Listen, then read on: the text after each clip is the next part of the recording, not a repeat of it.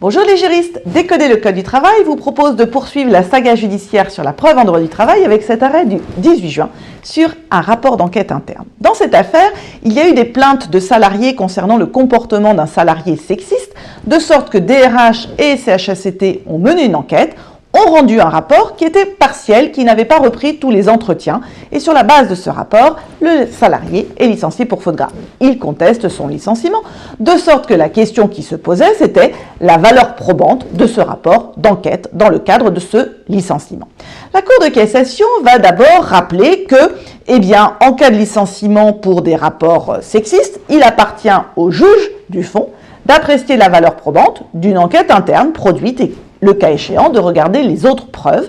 Et en l'occurrence, la Cour d'appel a souverainement apprécié non seulement la valeur du rapport d'enquête, en tenant compte de son caractère partiel, des témoignages non corroborés et des éléments caviardés.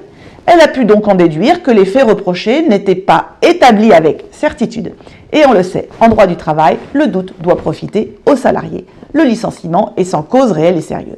Alors cet arrêt s'inscrit dans un important contentieux sur la preuve en droit du travail. On se souvient des arrêts sur la recevabilité de la preuve, sur l'admissibilité de la preuve par rapport à la vie privée. Et bien ici, la Cour de cassation rappelle deux grands principes. Le premier, c'est la liberté de la preuve. En droit du travail, la preuve est libre.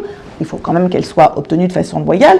Et le deuxième principe, c'est le pouvoir souverain du juge. C'est le juge du fond qui apprécie la valeur probante des pièces. Alors que faut-il aussi retenir ?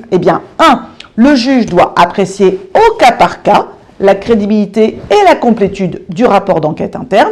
Quant aux employeurs, ils doivent veiller à la qualité de l'enquête pour sécuriser la procédure disciplinaire, car ici, pas de preuve, pas de faute. Le licenciement est donc sans cause réelle et sérieuse. À bientôt les juristes. Au revoir.